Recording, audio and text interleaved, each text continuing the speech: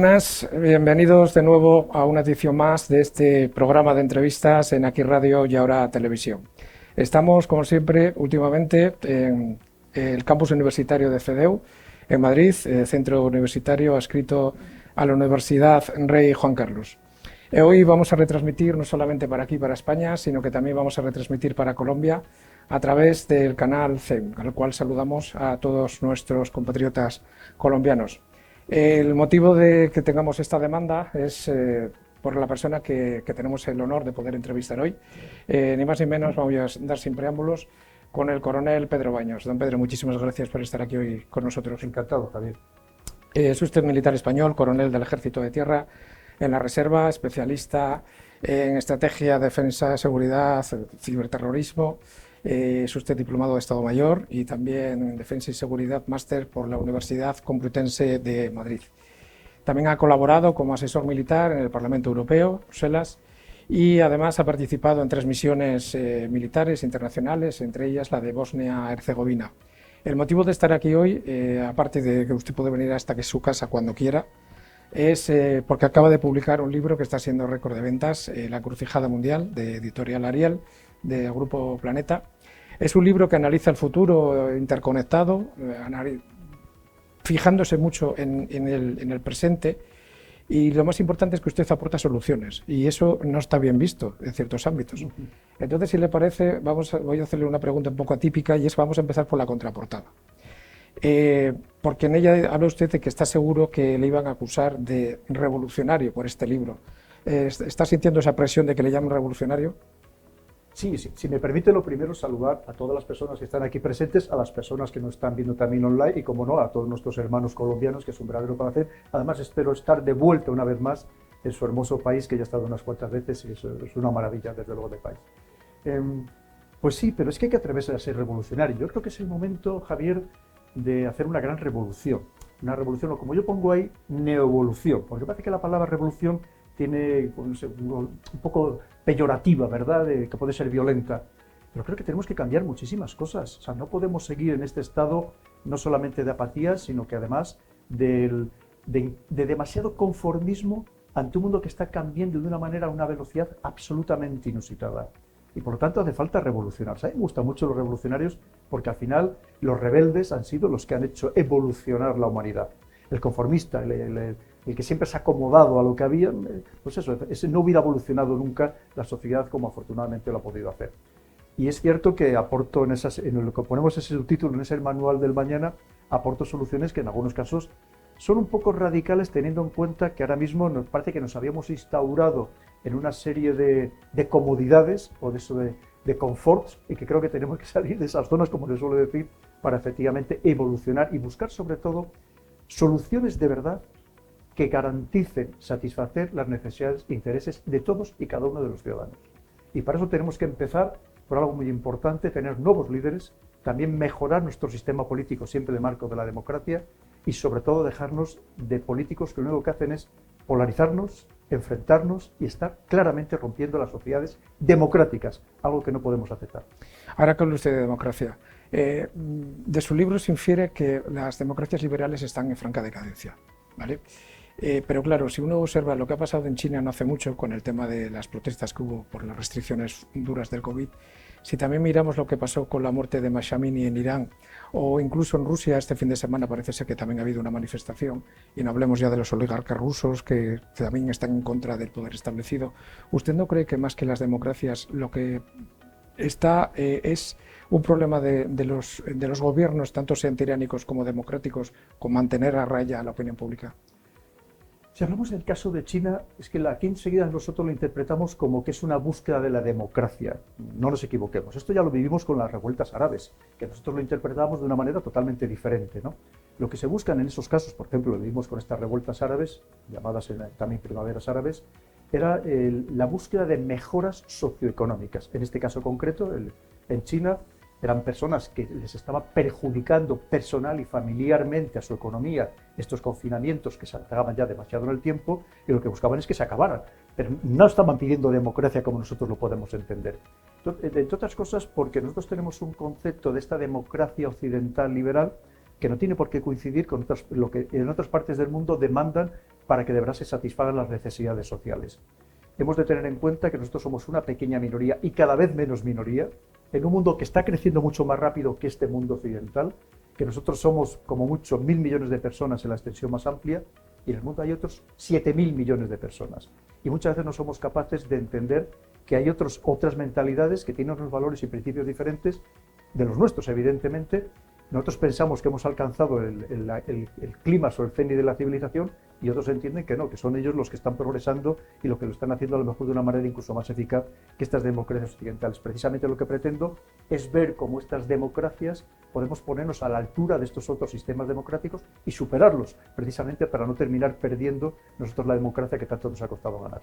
Hablando de lo que dice usted de democracia y de poder perderlo, usted también señala que no es nada desdeñable el pensar que estas democracias pueden ser absorbidas por regímenes autoritarios, y eso causa un poco de miedo. Pero ¿qué es lo que está sucediendo? Lo que estamos viendo es un deterioro muy importante de los sistemas democráticos. Esa polarización lo estamos viendo en Estados Unidos, la acabamos de ver recientemente en Brasil, en otros países también hispanoamericanos, la estamos viendo en Europa, porque usted citaba manifestaciones en otros países, pero no olvidemos ahora mismo las que hay en Francia. Una manifestación es importantísima, prácticamente con el país parado, ¿no? Bloqueado completamente. Es decir, y al mismo tiempo también hay políticos que han abusado del sistema democrático por aquello de decir, como es lo mejor que hay para el ciudadano, eso nos habían convencido, es decir, y estaban abusando demasiado de ello. Y lo tenemos muy claro que ha habido casos de corrupción permanentemente y sigue habiendo muchísimos casos de corrupción en todo el espectro político, casos de abusos claramente dentro de este marco democrático, y eso también no es nada más que significa un deterioro de la imagen de la democracia. Ahora mismo hay muchas encuestas realizadas en la propia Europa, y especialmente los jóvenes, cada vez tienen un sentido más peyorativo de la democracia, en el sentido de que creen que está muy desacreditada y que a lo mejor habría que buscar otras fórmulas.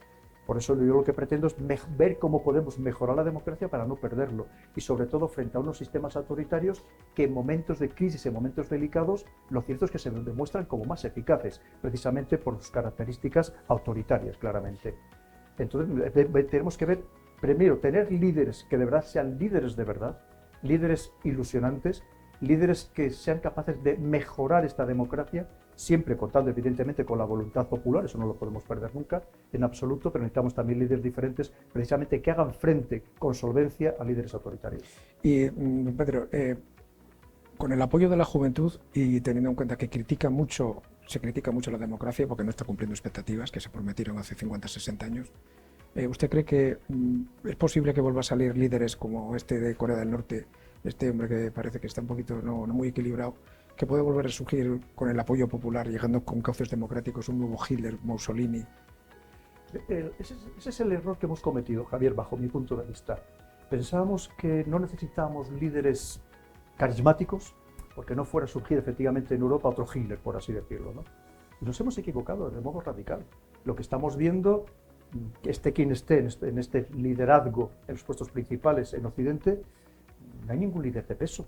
Es decir, pero es que no tenemos que irnos a remontarnos a Hitler, vamos a hablar de líderes que de verdad lo fueron, estaríamos hablando de un Adenauer, estaríamos hablando de un De Gaulle recientemente, todavía estaríamos hablando de la canciller Merkel, estaríamos hablando incluso de la señora Thatcher. Es decir, que hemos tenido líderes poderosos, carismáticos, que digamos que llevaban el país no con una mano de hierro, sino que llevaban el país, esa mano de hierro hacia el exterior, para defender verdaderamente los intereses del país, ¿no? Y ahora vemos que en general son todos muy flojos que cuando se enfrentan con líderes del otro lado, esos líderes verdaderamente poderosos, pues muchas veces les tiemblan las piernas. Es lo que no podemos consentir, y quizás nos hemos equivocado pensando que no necesitamos ese tipo de líder, y sí que lo necesitamos. Y más en un momento histórico muy concreto, que estamos viviendo un verdadero punto de inflexión, un momento de cambio de la historia. Eso tenemos que ser conscientes de ellos, aunque nos cueste trabajo serlo, ser conscientes, porque precisamente lo estamos viviendo, y con lo cual pues, no tenemos esa perspectiva histórica, ni muchísimo menos, porque si no, a ver cómo nos vamos a enfrentar con esa otra parte del mundo, que es el mundo que viene precisamente arrollando, que nos quiere aplastar, y cómo nos vamos a enfrentar con líderes que de liderazgo la verdad es que tienen muy poco. Usted habla mucho de liderazgo, como lo está haciendo ahora. Es muy duro con el liderazgo actual, porque dice que se necesitan líderes comprometidos con la sociedad, líderes que sepan asumir responsabilidades. pero ¿qué es lo que echa de menos en los líderes que vemos nosotros todos los días a nivel occidental, tanto los europeos? Lo primero es que no podemos tener líderes que salgan lloriqueando por televisión, o líderes que se enfrentan. Tenemos el caso recientemente de Justin Trudeau, el primer ministro de Canadá, que se enfrenta en un pasillo con el presidente de China, con Xi Jinping. Xi Jinping le llama la atención y poco menos lo que le faltó también ponerse a llorar, ¿no? Entonces, necesitamos ese otro tipo de liderazgo, una vez más, en un mundo cada vez mucho más competitivo y mucho más agresivo. ¿Qué hace falta en un liderazgo? Lo primero, por supuestísimo, ejemplaridad, que también creo que lo estamos dejando de tener. O sea, no pueden exigir a las poblaciones, los líderes, lo que no son capaces ellos de hacer. Es decir, nos están diciendo reducir vuestro consumo, reducir vuestro consumo energético, vuestra alimentación, y ellos estar haciendo efectivamente todo lo contrario. Lo primero es el ejemplo. Y luego, evidentemente, tenemos que, como yo ponía ya en el libro anterior, en El poder, basado en el libro de Maquiavelo, en El Príncipe, recordemos que tiene que tener ética, estética y épica. Es decir, al final, vocación de servicio, tiene que tener transparencia, tiene que tener honradez, y en muchos casos vemos que no es exactamente así. Y además políticos que, a ser posible, no nos mientan de manera descarada, que muchas veces están haciendo. Es decir, otro tipo de liderazgo. Al final un líder te tiene que ilusionar, te tiene que apetecer seguirle. Hay muchos tipos de liderazgo, también dependiendo de a qué situación y a qué sociedad va a liderar, pero tiene que ser líderes que cuando les vayamos a votar, no vayamos a votar al menos malo, no, de verdad vayamos a votar al mejor, porque pensemos que ciertamente va a cumplir con nuestras expectativas. Y vemos que ahora mismo en muchos países democráticos no se está cumpliendo estas premisas. En su libro hay un apartado que me consta que no ha gustado, pero no porque lo diga usted, sino porque lo ha recordado, porque se tapó completamente.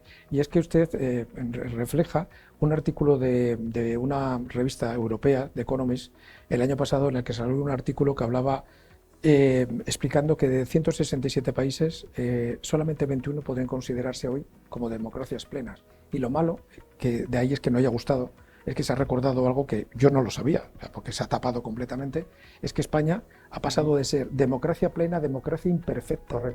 Esto es grave, ¿no? Y además es que si vemos países que consideramos verdaderas democracias, y en realidad son democracias imperfectas.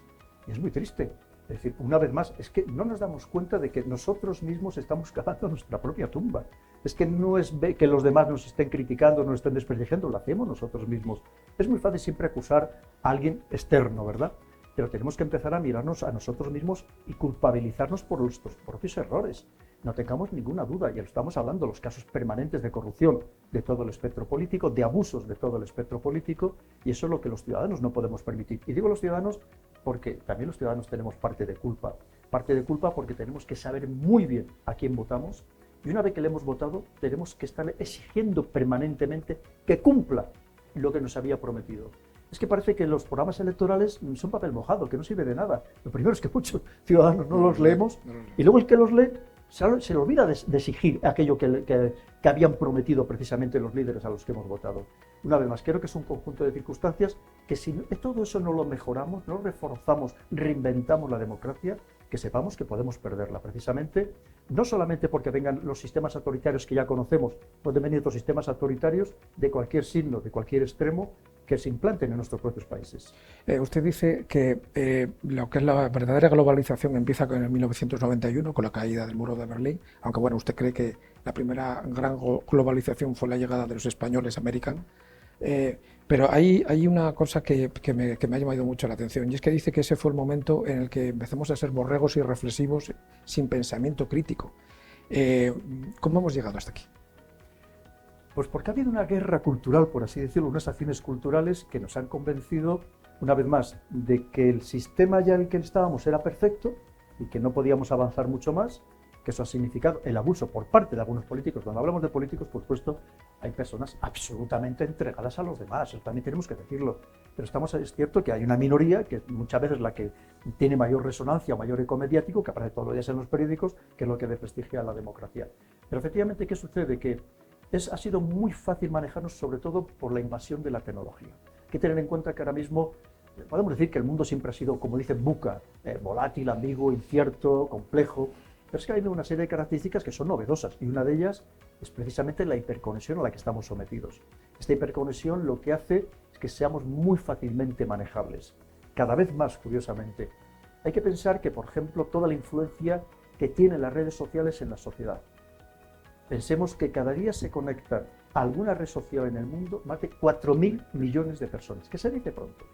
¿Qué significa? Que tener el poder de controlar las narrativas, el relato en las redes es vital. Y ahí están peleando los países, los ejércitos, los servicios de inteligencia, por supuesto, para imponer estas narrativas. Y tenemos el caso de un escándalo mayúsculo, que en otro momento de la historia pues hubiera sido una revolución total, pero como estamos también en este estado de apatía o de infantilización o de adormecimiento social, parece que no nos está afectando de la manera que lo tenía que hacer, que es el escándalo de los Twitter Files, que demuestra cómo a base de manipular una red tan importante como Twitter, y no solo Twitter, pero especialmente Twitter, fueron capaces de inducir al voto a una sociedad entera, a una sociedad del país que precisamente durante decenios se ha empeñado en expandir la democracia por el mundo.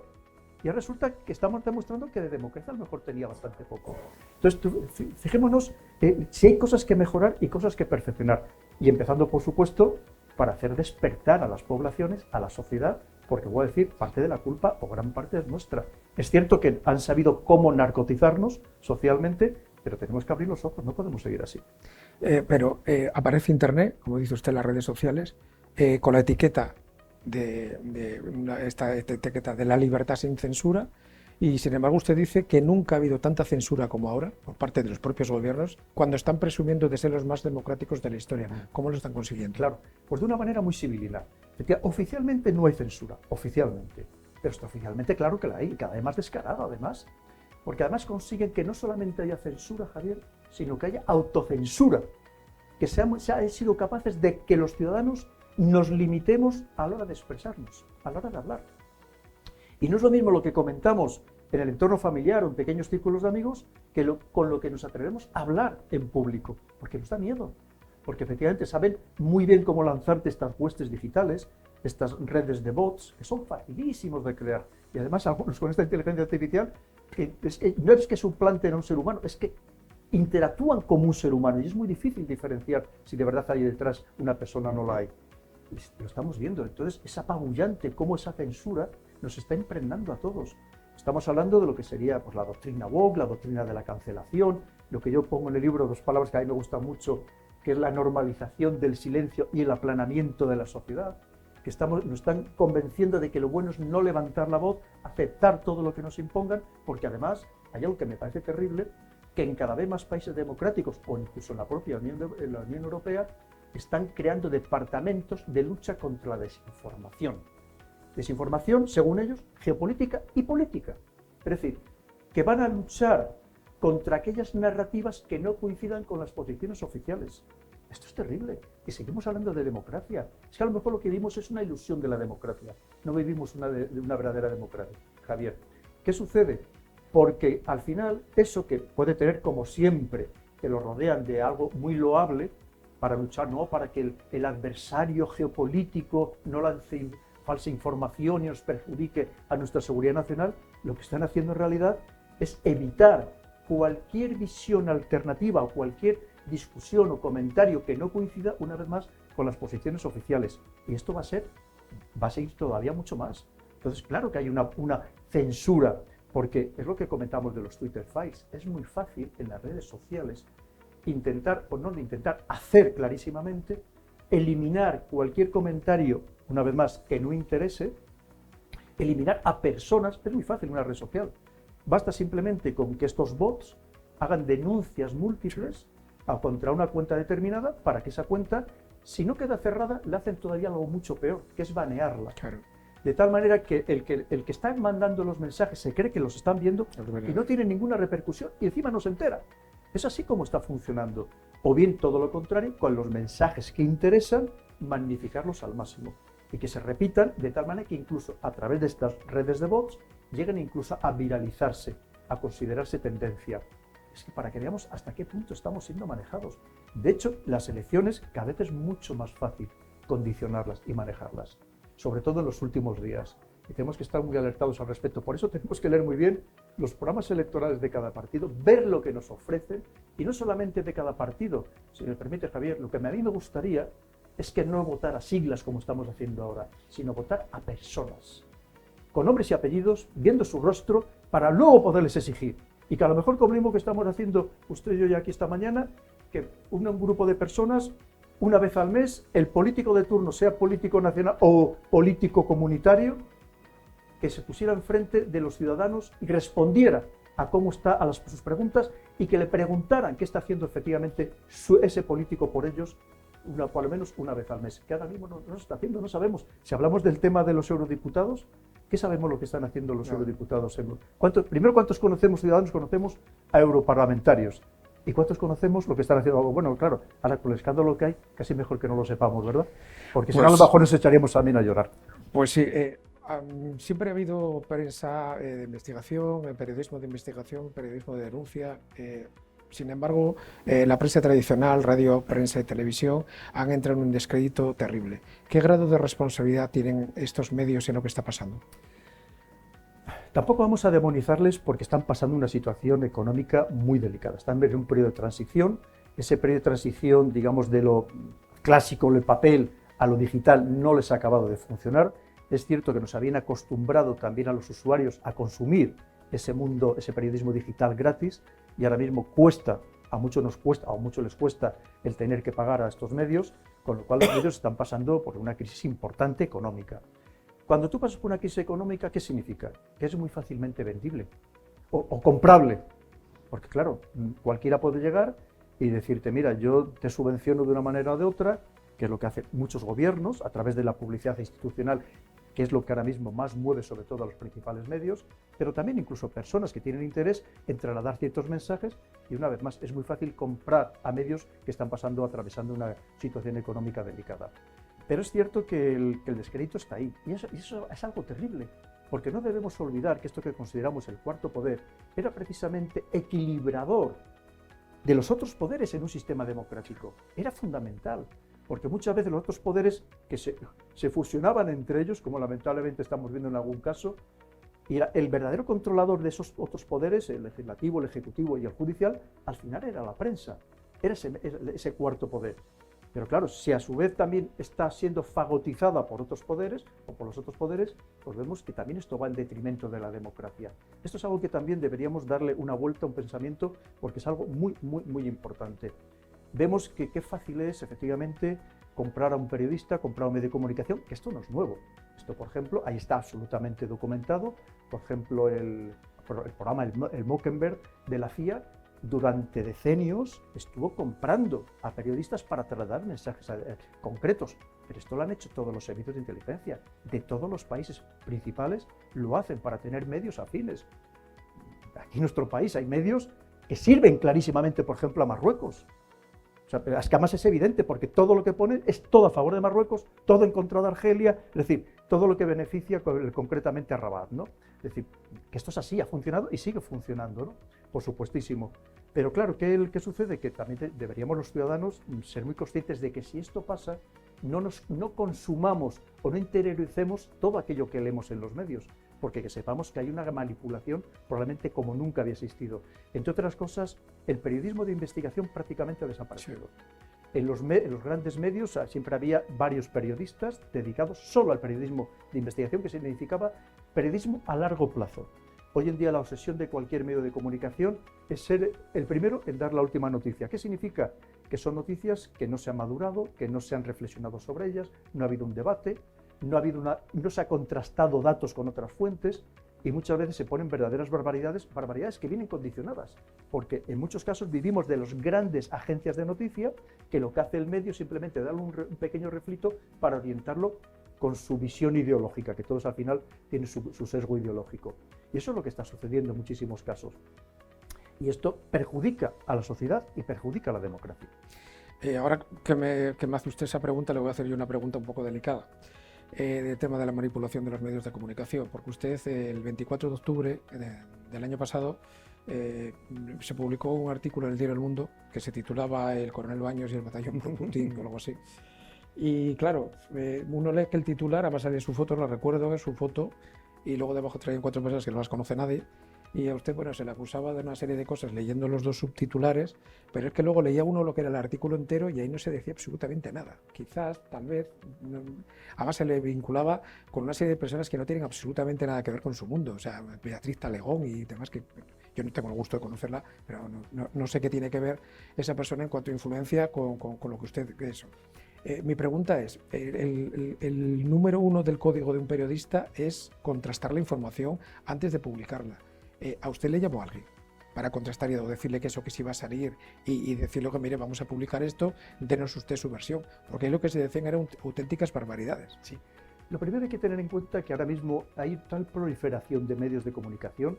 Pensemos que digitales, el doctor ya leía que en España hay como 2000 medios digitales, ¿no? Una auténtica barbaridad. Algunos, evidentemente, muy pequeñitos. Hay que pensar que chicos jóvenes que salen de las facultades pues montan su propio medio de comunicación. ¿Y qué pretenden al final? Pues llamar la atención. ¿Y hoy en día cómo se llama la atención? A través de titulares cada vez más escabrosos. Esa es la realidad. Pero lo hacen los pequeños medios y los grandes medios, porque efectivamente están pasándolo mal y también buscan pues, el clic, buscan el like, buscan la visita. ¿Y qué hacen? Se busca un titular absolutamente llamativo, amarillista total, se ponen, lo que nunca había sucedido, 3 o 4 subtitulares, porque además saben que muy pocas personas leen el artículo completo. Y en muchos casos el titular no tiene nada que ver con el conjunto del artículo. Cuando se lee completo, digo, pues si es que no es exactamente lo que dice el titular, ¿no? Pero ya te ha enganchado para ver, a ver si lo lees entero, ¿no? Porque además eso luego se relaciona también con los algoritmos, de ver cómo eso para dar pues, expectación al periódico, porque con esa expectación es lo que ellos consiguen vender o atraer publicidad. Entonces, esto es una serie de circunstancias. En este caso concreto fue una verdadera encerrona, que encima fue por hacer un favor, que me piden hacer un favor. No quiero entrar porque no me gusta hablar mal de nadie que no esté presente nunca, pero fue por hacer un favor. No tiene nada que ver lo que hablamos con lo que luego aparece en el periódico, evidentemente, y es más, el periodista cuando yo le llamo para decirle, oye, ¿cómo has hecho esto? Me pidió 20.000 veces disculpas, que había sido problema, o sea, una cuestión del periódico, que no había tenido nada que ver. Al final todo queda así y nadie quiere ser responsable de nada. Pero efectivamente esos artículos, que son artículos, iba a decir, de pago en muchos casos, son artículos guiados precisamente por servicios de inteligencia, porque no solamente sacan que después de todo estaba firmado, muchas veces me sacan artículos incluso mucho peores en estos pequeños medios digitales que no están ni firmados para que así no sepas a quién tienes que denunciar. Porque, claro, ¿qué hacen? Pero que al final cuando alguien entra a preguntar por Pedro Baños, ese artículo sale en algún sitio, porque eso ya ha quedado dando vueltas por el ciberespacio. Pero son artículos que los hacen intencionadamente. Pero hay que pensar, Javier, que tal y como está el mundo, tal y como, teniendo en cuenta lo que ahora mismo se está jugando en el mundo, que es una pelea planetaria por ver quién se va a hacer con el cetro mundial, ahí me ataca muy poco. O sea, yo me siento, me tenía que atacar mucho más. ¿Por qué? Porque yo intento hablar, primero con libertad, segundo con objetividad y tercero con rigor. ¿Que puedo estar equivocado? Por supuestísimo, por supuestísimo. Pero yo recuerdo una frase que me dijo Iker Jiménez, persona a la que tengo el máximo aprecio, y le seré siempre leal porque él ha sido leal a mí. Cuando empecé a colaborar con él, ya hará como 8 o 9 años, la primera vez me dijo, mira Pedro, dice, nosotros aquí siempre decimos lo que consideramos que es la verdad. ¿Estaremos equivocados? Por supuesto, pero nunca vamos a engañar a nadie, ni vamos a exagerar nada, ni tampoco le vamos a quitar hierro. Vamos a contar lo que nosotros creemos que es la verdad, y yo es lo que he seguido intentando. ¿Que puedo estar equivocado? Como digo, por supuestísimo, aquí ninguno tenemos la verdad absoluta, y a todos nos faltan datos, porque estamos en un puzzle tremendamente complejo. Pero claro, cuando tú cuentas cosas, no solo de la narrativa que te quieren imponer, precisamente con esa censura que estábamos comentando, o esa autocensura que también nos machacan con ella, sino que cuentas y dices, oye, es que a lo mejor no es exactamente así, o pensemos, vamos a ver, abrir un poco el foco y vamos a ver cómo lo ven la situación los demás, vamos a ver si nosotros somos los que nos estamos equivocando, vamos a ver si nos estamos dejando arrastrar por otros intereses geopolíticos que no son nuestros, pues ya sabes, inmediatamente eres malo, te paga no sé quién, trabajas para no sé cuánto. Pero fíjate, esto es muy importante, Javier, para desmontar ese argumento hay algo muy sencillo. Yo soy militar en la reserva. Significa que yo estoy sometido a las leyes de justicia militar, a la justicia militar. ¿Qué significa? Que aquí tenemos un maravilloso Centro Nacional de Inteligencia con personas fantásticas que no tendrán los medios que tienen otros servicios de inteligencia más punteros, pero que desde luego como profesionales son los mejores del mundo. y tenemos una inteligencia militar, el CIFAS, el Centro de Inteligencia de las Fuerzas Armadas. Obviamente lo saben todo y tienen mis cuentas corrientes, saben lo que gasto, lo que no gasto, con quién me relaciono, con quién no me dejo relacionar, por supuestísimo, solo faltaría. Si hubiera lo más mínimo, de lo más mínimo, de lo más mínimo, yo estaría en una prisión militar. No estaría aquí hablando esta mañana con usted, Javier. Seguro. Lo que pasa es que lo demás es la parte de cómo nos condicionan a toda una sociedad a base de desprestigiar a las personas, de descalificarlas, como yo digo, de asesinarlas socialmente. Y efectivamente, y la persona, pues ignorante, que se le ha querido esos argumentos, pues te dice todo tipo de barbaridades, que a mí me da exactamente igual. Porque yo lo que tengo muy claro y en las redes sociales yo pongo lo que creo que tengo que poner, precisamente en beneficio de la sociedad, que como militar para mí es una prioridad absoluta. No critico nunca a nadie ni me meto con nadie. Y además, cuando los demás que tanto presumen de democracia, yo no bloqueo ni silencio a nadie, porque me interesa también saber lo que se cuece. Entonces quiero decir que muchos presumen de democracia y los primeros que en cuanto ven cualquier comentario que no les gusta, lo que hacen es bloquear a esa cuenta corriente. Esa cuenta de Twitter, perdón, o de lo que sea. Quiero decir que así es, ahí es donde, porque también, como yo digo muchas veces, también tuiteando se demuestra la democracia, de muchísimas maneras. Y lo demás, que vas a sufrir ataques también, si es que además es lo propio. Cuando tienes un poco de visibilidad mediática, ya sabes que te van a atacar. Y aún así, una vez más, Javier, yo me considero un verdadero privilegiado. No privilegiado porque los ataques que sufro son mínimos, podrían ser mucho mayores, teniendo en cuenta que, como usted lo ve, cualquier persona que pone cualquier comentario en Twitter, de lo que sea, aunque sea lo más inocente, siempre va a salir alguien que le critique o que le diga alguna barbaridad, y sobre todo lo más importante para mí es la calle, las personas, los ciudadanos, mis compatriotas. Y yo, mientras siga recibiendo el cariño y el apoyo de mis compatriotas, seguiré peleando por ellos.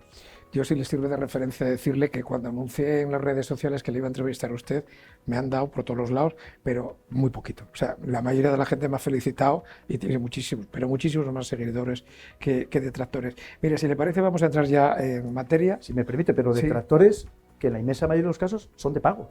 Me O sea, imagino. estos que llevan los NAFO, los FEYA, todos estos que son pagados por servicios de inteligencia o son directamente bots o personas que no saben que están haciendo el juego a otros servicios de inteligencia.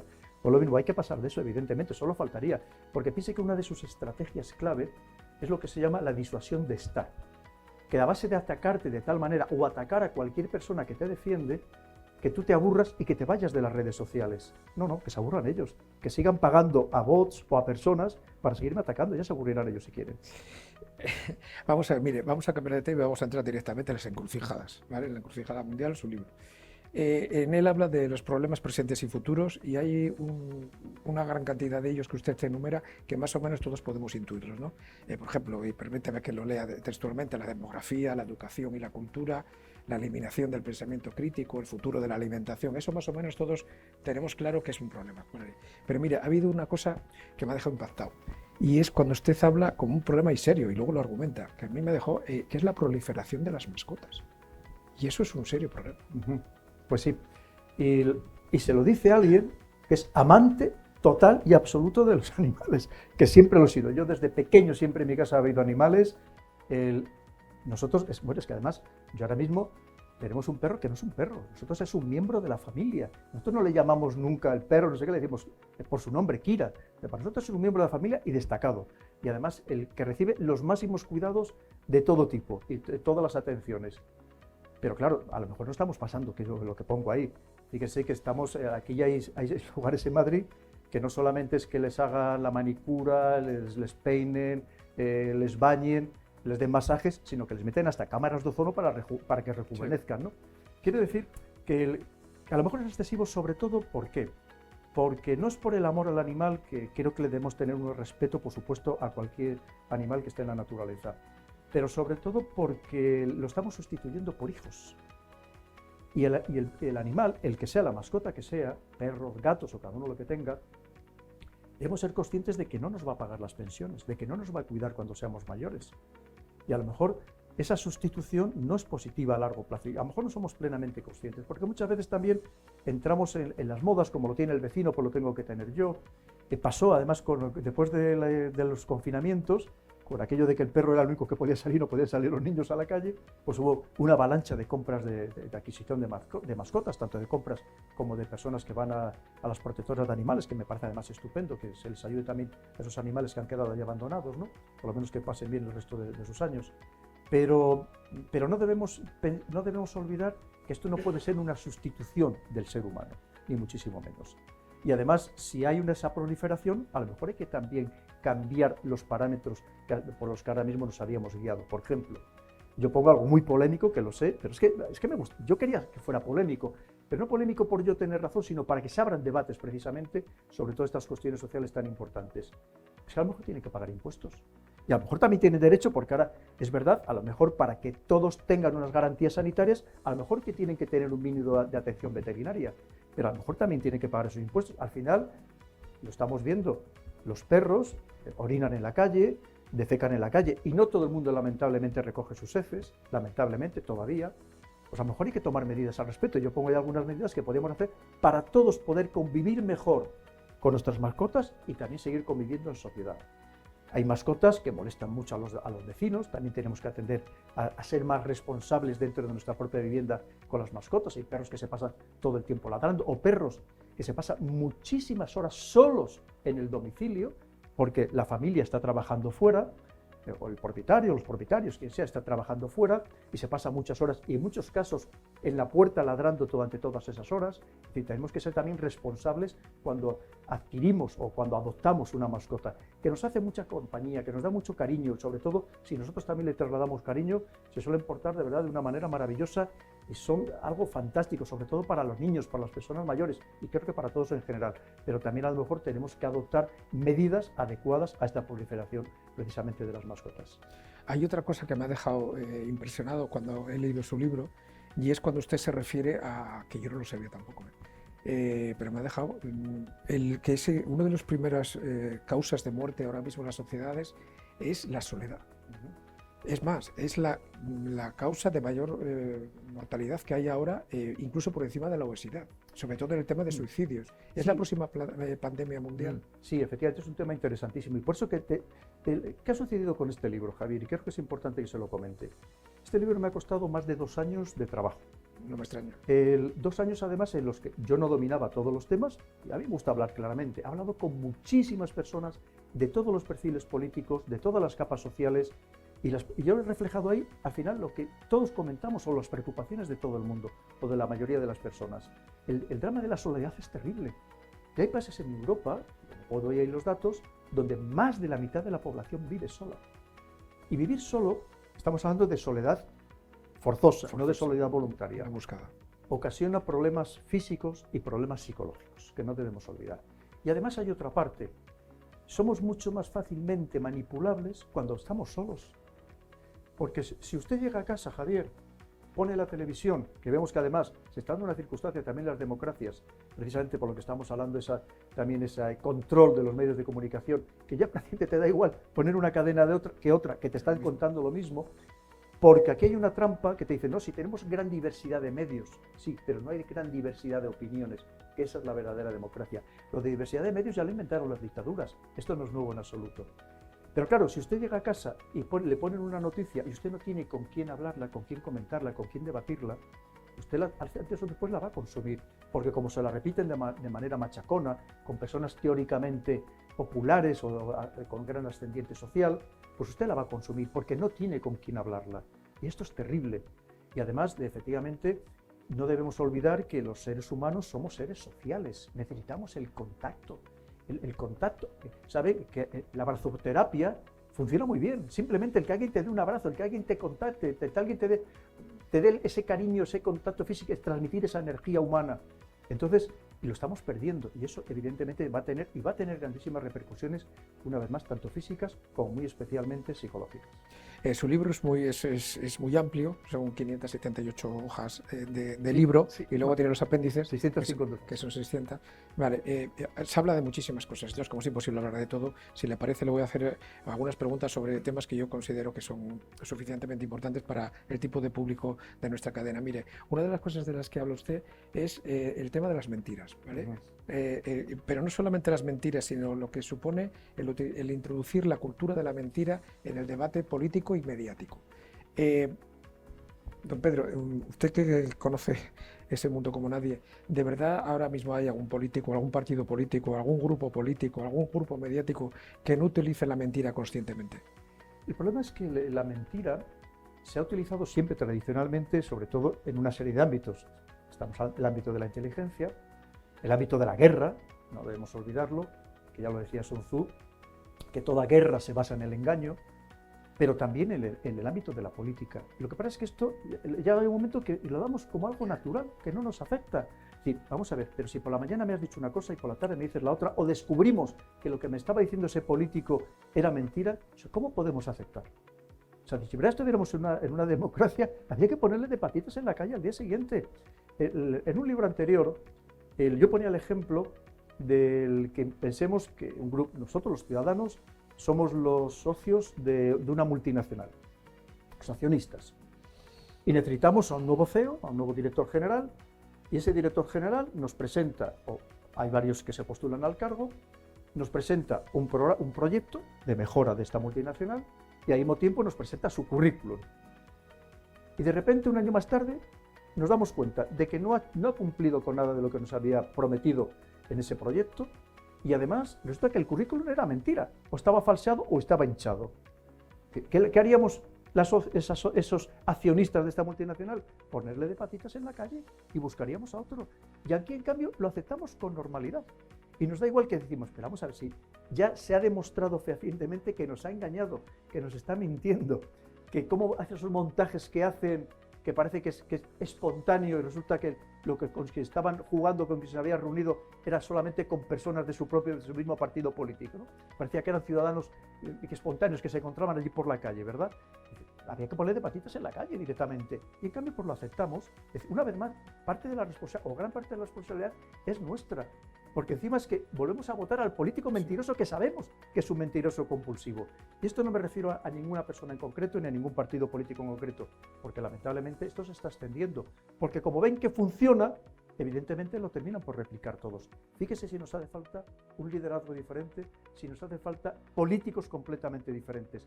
Y ahí a lo mejor, que como también pongo en el libro, a lo mejor es que deberíamos tener primero políticos formados, políticos capaces, y políticos que a lo mejor reciban una formación específica para ser políticos en su campo concreto, porque usted me podría decir, hombre, ahí está la carrera de ciencias políticas, pero sí, a lo mejor eso es un espectro muy amplio y a lo mejor no sirve para ser ministro de Sanidad, por decirle algo. Debemos ser capaces de combinar la especialización, por supuesto, con la formación también política. Usted en el libro habla precisamente de esto de los políticos, dice que no pueden ser personas incultas, personas inmaduras, personas sin preparación y que solamente se basen en temas teóricos. Tiene usted razón.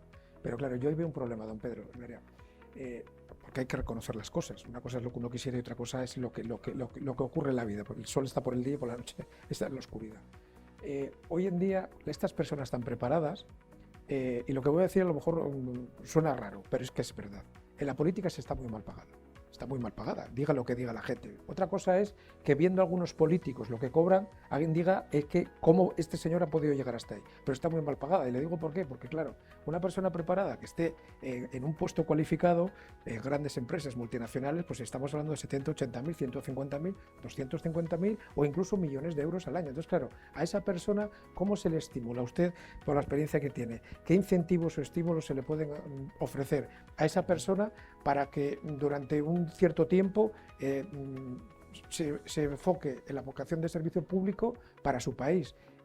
Si no es con fanatismo o algo proselitismo un poco extraño, es muy difícil de encajar. Pues Javier, es que estoy de acuerdo al 100%, y lo he comentado muchísimas veces.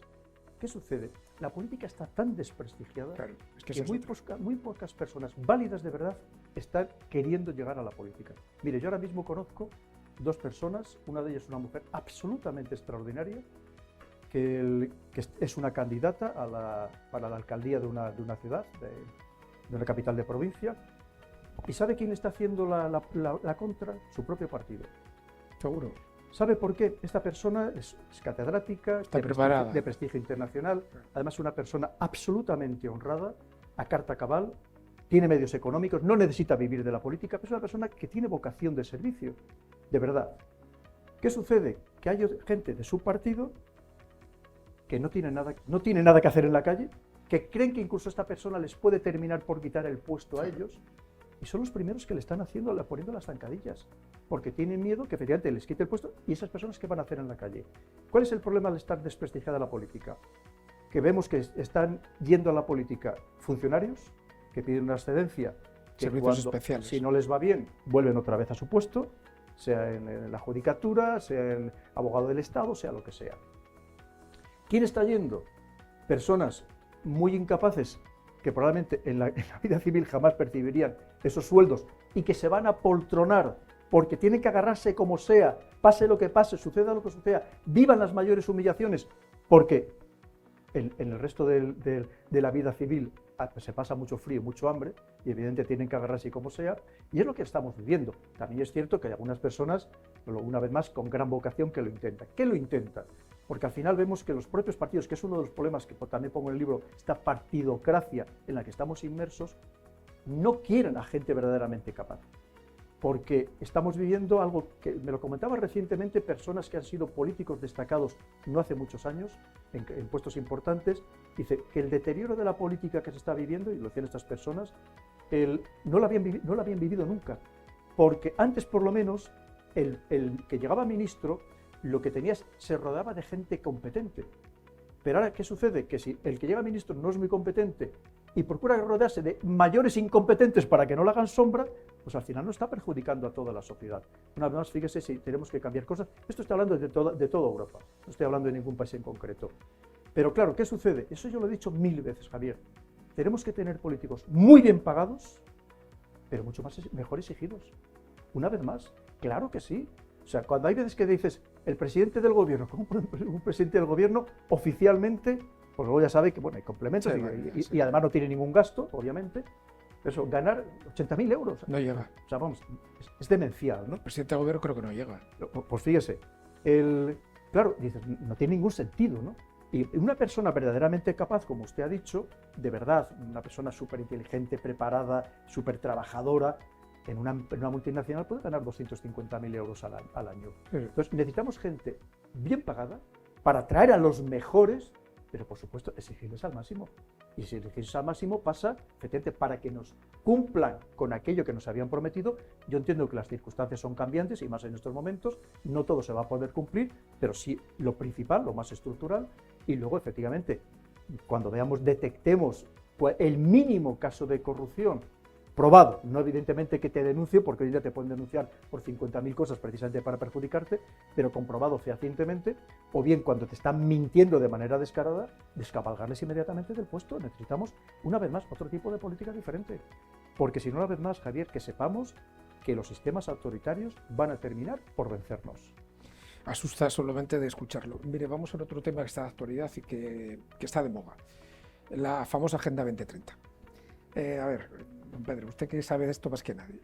Si uno se lee lo que es la Agenda 2030, se lee los 17 Objetivos de Desarrollo Sostenible, los 169 metas, la capacidad que tienen los 200 y pico para ver si se cumple o no se cumple, solamente una persona sin alma no puede decir que esto está mal, evidentemente. Eso parece el mundo de Peter Pan. El sol va a brillar más, el agua va a ser potable en todo el mundo, el mar es azul, en fin, es algo maravilloso, los niños no van a tener, no va a haber pobreza, claro, pero es que luego cuando uno empieza a ver un poquito y a rascar, como se dice vulgarmente, hay algo que no cuela, es decir, hay cosas que van incluso en contra de la esencia del ser humano que conocemos hasta ahora. Por ejemplo, el tema de la propiedad privada, hablan de alquiler y de, en fin, de que no tendrás nada y serás feliz. Vamos a ver, ¿esto es viable? No le digo ya a nivel económico, porque ahí hay muchas dudas y luego le preguntaré también por el foro de Davos lo que pasó la semana pasada. Pero ¿eso es viable? Lo primero que tenemos que entender, Javier, que esto es un propósito occidental, de las élites occidentales. Evidentemente no tiene nada que ver con lo que está planeando China o lo que está planeando Rusia. No tiene absolutamente nada que ver. Esto es un propósito occidental. Y luego a partir de ahí, claro, es lo que yo llamo la superchería del lenguaje. Es decir, usar las palabras mágicas. Eso es lo que usted ha dicho. Si vemos los 17 objetivos, acabar con el hambre, acabar con las injusticias, la igualdad entre hombres y mujeres, que todo el mundo tenga acceso a agua limpia y potable. Claro, ¿quién va a estar en contra? ¿Quién no quiere acabar con el hambre y quién no quiere acabar con la pobreza? Obviamente queremos todos, ¿no? Obviamente. Pero tenemos que entender qué es lo que subyace detrás. Porque claro, ahí tenemos que ampliarlo, y yo lo explico de una manera para que podamos entenderlo todos, es el globalismo. Que no tiene nada que ver con la globalización que antes apuntábamos, es el globalismo. ¿Qué es el globalismo? Que lo que te dicen es, nosotros como ciudadanos somos lerdos, somos absolutamente torpes, no somos capaces ni de organizar nuestra vida, estamos realizando acciones que nos perjudican a nosotros mismos, entonces va a venir una élite, que son mucho más listos, que nos van a decir todo lo que tenemos que hacer. Pero una élite que además no vamos a elegir democráticamente, fíjese que hemos hablado tanto de democracia, sino que se van a elegir a ellas mismas. Es decir, nosotros ya somos los divinos, somos los que tenemos el conocimiento universal, y vamos a saber lo que de verdad necesitan estos pobres hombres, el rebaño, ¿no? Entonces, esa es la realidad, lo que subyace detrás. Claro, a mí me llama mucho la atención, por darle solamente 2 o 3 casos, ahora hemos hablado del agua, ¿verdad? Sí.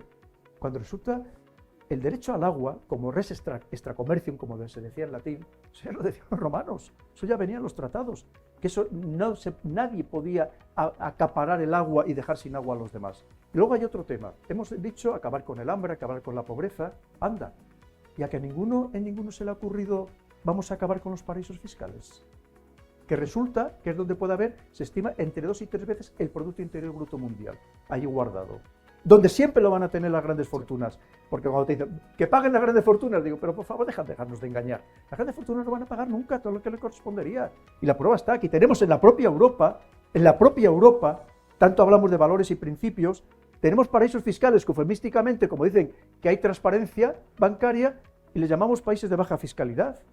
Y ahí les tenemos países como Holanda, que presumen tanto de democracia, o el caso de Irlanda, o el caso de Luxemburgo. Es decir, claro, entonces ahí es donde están guardadas las verdaderas fortunas. Pero a nadie se le ha ocurrido decir vamos a acabar con los paraísos fiscales, ¿a que no? Porque precisamente eso va en contra de las élites, que son las que nos pretenden dominar. Entonces, claro, podemos así seguir poniendo muchísimos ejemplos, ¿no? Se olvida hablar de la familia, no se habla de la familia en ningún momento, en absoluto, ni incluso se habla, claro, porque lo que pretenden es ese gobierno universal que nos domine a todos, que nos controla a todos, donde ya no va a haber singularidades, ya no va a haber nacionalidades, es decir, en el sentido de esa singularidad, ¿no? Porque lo que pretende es que haya una tabla rasa para los demás, para todos nosotros, para la plebe, ¿no? Para el rebaño. Entonces, claro, si tú lo analizas, una cosa es que dirás, claro, lo primero es que usted ha dicho, si fuéramos, cuando vayamos por ahí, preguntáramos a muchos de los que llevan el rosco de los 17 objetivos, le preguntáramos, ¿pero usted conoce las 169 metas? Seguro que no las conocen.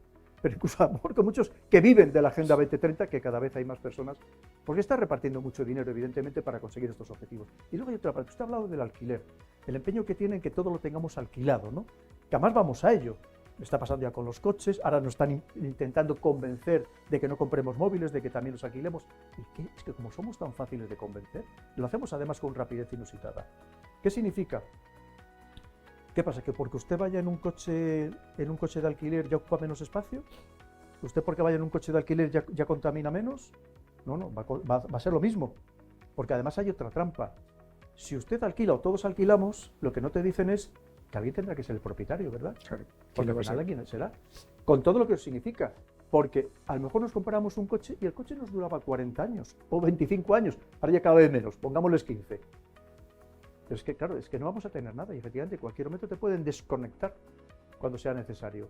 Y además no solamente eso, sino que te van a tener totalmente atrapado, te van a tener totalmente subordinado. Porque otra de estas tendencias es que vivamos cada vez más dependientes del Estado. Pero de este macroestado, que será el que nos suministre parte de lo que necesitemos, pero sin tener nada nuestro, efectivamente. Pero, y siguiendo con el 2030, y vamos a acabar, que tiene usted prisa. Mire, pero algo está cambiando, don Pedro, por lo menos los que no somos expertos como usted, así lo percibimos, porque mire, hace 3-4 años, si alguien se atrevía a decir en público que había un contubernio de nuevo orden mundial en el que unas élites un poco ocultas, con ciertos visos de satanismo, en el cual tenían como cabezas visibles a Bill Gates y a Soros, y que querían poner un microchip a la gente para dominar el mundo, no le dejaban ni hablar en televisión. Es más, yo creo que eso que usted lo ha escrito en el libro, yo creo que no lo hubiera o sea, que a lo mejor la editorial le hubiera dicho, Pedro, a ver, tranquilo, ¿no? Sin embargo, eso ya se está hablando. Es decir, y le voy a decir a mayores, uno de los mayores exponentes de esta agenda es el Foro de Davos, uno de ellos, vamos. Entonces, esta semana pasada sabe que ha habido, que se han estado reunidos. Y como yo sabía que iba a estar con usted aquí hoy, pues lógicamente empecé a mirar y demás, y a mí me llegaban rumores que estaba siendo sorprendentemente no como muchos esperaban, con sonaras ausencias y demás. Entonces llamé a una embajadora que ha estado de un país iberoamericano, a la cual conozco, que ha estado en Turquía y en Azerbaiyán, y le pregunté, dijo, no, si estoy aquí, estás ahí. Digo, yo vine, es que entrevisto el lunes a Pedro Baños, que la conocía, y es verdad esto que dice, y me dice, te lo digo clarísimamente, es un rotundo fracaso. Han salido asustados porque han visto que esto no va, que hay países en los cuales están percibiendo que la población no es que no lo conozca, es que no lo quiere y no saben por qué, y en algo se han equivocado. ¿En qué cree usted que esta agenda claro, no ha llegado a tocar el botón? Es lo que le decía, esto es una aspiración occidental. Entonces, recordemos que la primera y única vez que ha ido un presidente, por ejemplo, de China, que quiero recordar que fue en el año 2016, si no me equivoco, claro, ya no ha vuelto. Entonces, ahora mismo pues, ha mandado a uno de segundo nivel, ¿no? Bueno, de hecho, creo que fue el viceprimer ministro, o sea, ya bastante tercer nivel. Pero eso ha pasado, efectivamente, hay otros muchos grandes manates, primero porque, yo como le decía, sabe que muchas veces digo eso de yo no creo en teorías de la conspiración, sino en realidades de la conspiración. Entonces, cuando alguien te dice, ¿eres conspiranoico? Digo, no, soy conspiranólogo, porque siempre ha existido, es que es la realidad. O sea, la historia, solamente esa historia que estamos dejando de estudiar, la historia de la humanidad está basada precisamente en, llamémosle confabulaciones, tramas, intrigas, como le queramos llamar, pues siempre ha funcionado así.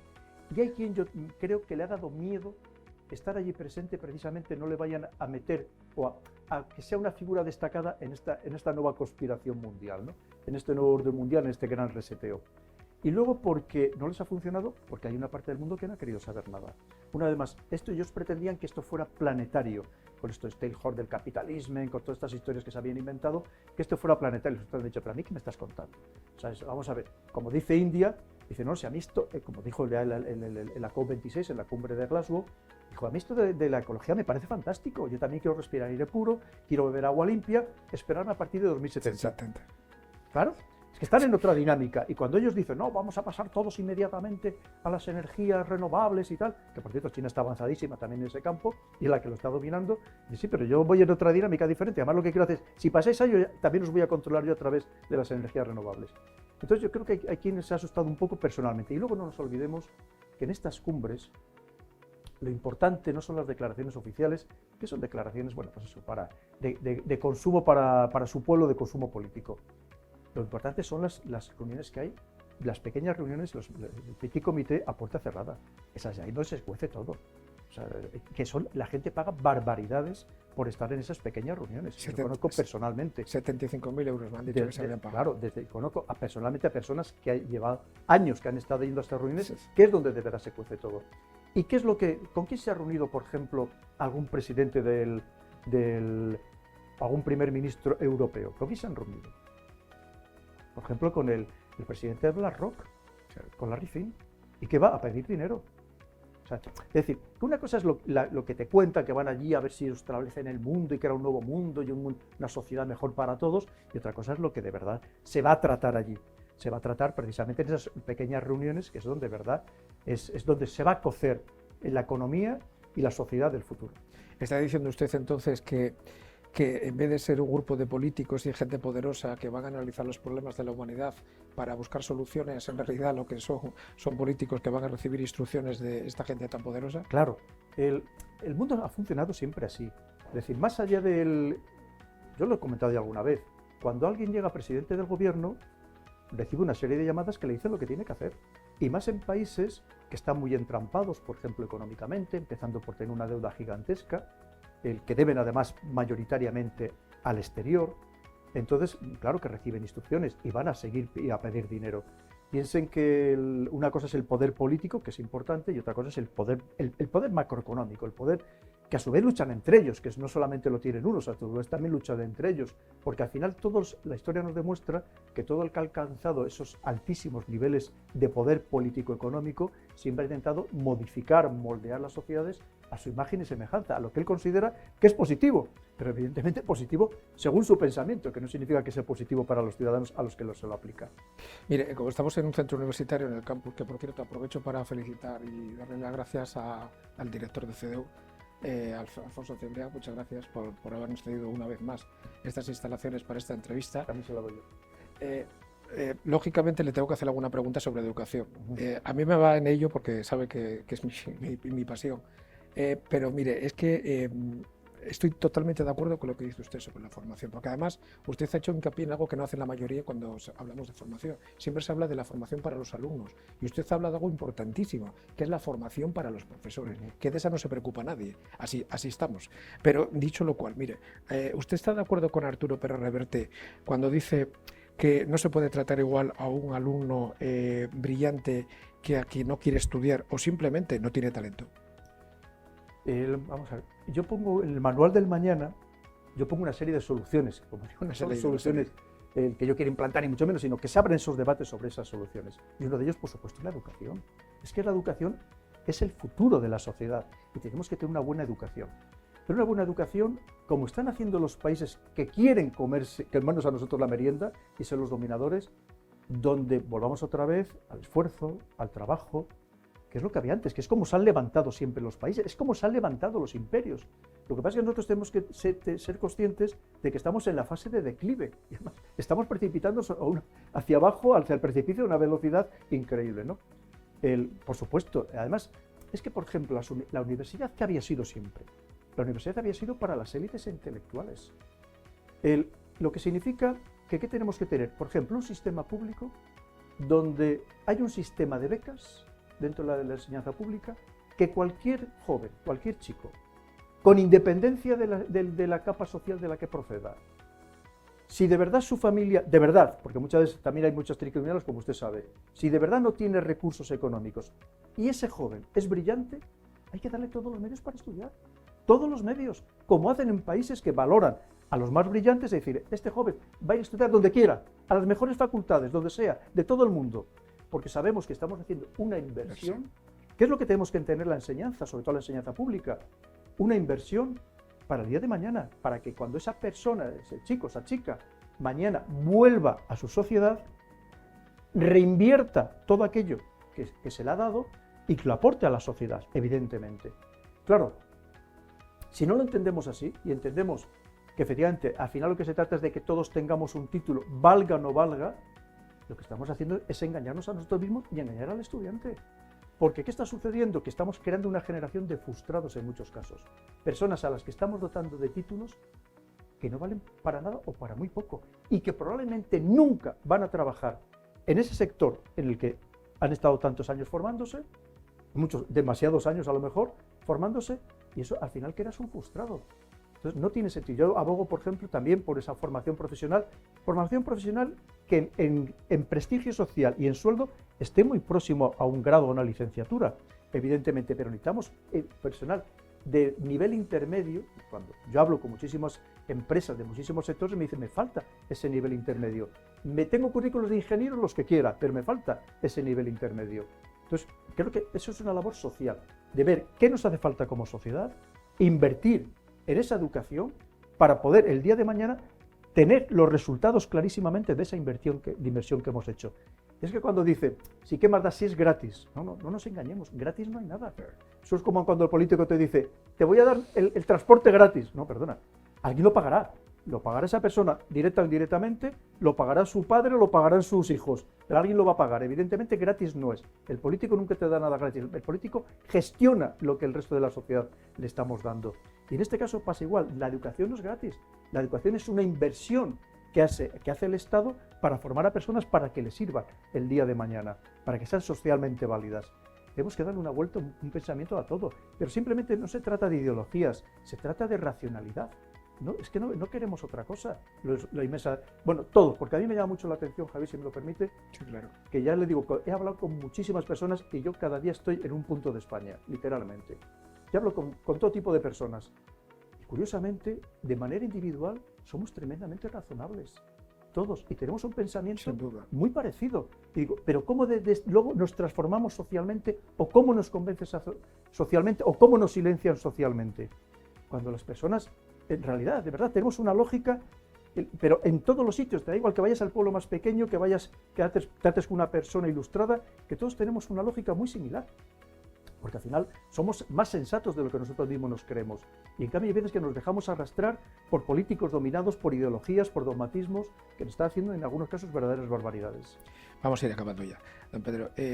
Lo primero quiero que sepa que estoy muy de acuerdo con usted con lo de la implantación del ajedrez como asignatura. Estoy totalmente de acuerdo con usted. Y mire, usted que ha viajado tanto, que ha estado en tantas universidades, ha dado tantas charlas, coloquios, simposios, que ha participado con la juventud en tantos sitios, ¿qué sensación experimenta cuando ve a estos jóvenes talentos nuestros cuando acaban los grados y los másteres y ve que se tienen que ir al extranjero? Pues muy triste. Y además, mira, le agradezco, como suele decir, que me haga esa pregunta, porque tenemos una juventud maravillosa. Es decir, la materia prima la tenemos ahí. El problema es que no les estamos, primero, formando en algunos casos bien, por lo que estamos comentando, y en otros casos no le estamos dando las suficientes oportunidades para que se desarrollen profesionalmente. ¿Qué es lo que hacen los países inteligentes? Por ejemplo, China con su programa de los 1000 talentos. No solo es que les da un buen sueldo, sino que en muchos casos les da, si son investigadores, les da todos los medios para seguir investigando. Y para un científico, normalmente, es mucho más importante desarrollar ese proyecto que es su vida, que en realidad que le den un buen sueldo. Pero claro, aquí cuando decimos, vamos a traerles, pero si los sueldos que aquí tenemos, en el investigadores, en el Consejo Superior de Investigaciones Científicas, en campos vitales, por ejemplo, en temas de sanidad o de lucha contra el cáncer, cobrando sueldos absolutamente ridículos. Es inaceptable. ¿Qué pasa? Que jóvenes maravillosos y no tan jóvenes nos los están comprando a precio de saldo. Resulta que muchos de los grandes proyectos que se están desarrollando en Estados Unidos o en China, y conozco algunos casos personalmente, recientemente, por ejemplo, con una doctora que está en el campo de los nanomedicamentos, trabajando en Estados Unidos, gente súper brillante y tiene que trabajar fuera. ¿Por qué no lo estamos haciendo aquí? Entre otras cosas, mire, si me permite muy brevemente, ¿qué es lo que yo encuentro dando vueltas por toda España, qué es lo que encuentro que nos falta? La acción del Estado. Porque ahora mismo estamos tan divididos que todo, ya no digo cada autonomía, cada provincia, e incluso dependiendo de los lugares, que sabéis que hay veces que en ciertas provincias están muy enfrentados entre dos ciudades distintas, todos quieren tener, por ejemplo, su polo industrial, es decir, su ciudad tecnológica. Y pero vamos eso es inviable. ¿Qué es lo que hacen los países de verdad inteligentes? Dicen, no, vamos a ver, ahora mismo, no, a lo mejor nosotros no podemos competir con Estados Unidos, o con China, o con Rusia, o con India, pero sí que podemos ver cómo podemos encajar nuestra pieza en este puzzle. Y para encajar nuestra pieza tenemos que ofrecer algo diferenciador, algo válido, verdaderamente útil. ¿Y para eso qué necesitas? A lo mejor de los campos principales tecnológicos actuales, tener 1 o 2 lugares en España, que no significa que estén todos centrados en la misma ciudad. Uno se dedicaría a la computación cuántica, otro a la inteligencia artificial, otro al desarrollo de tecnología de las telecomunicaciones, pero hacer el esfuerzo por tenerlo concentrado.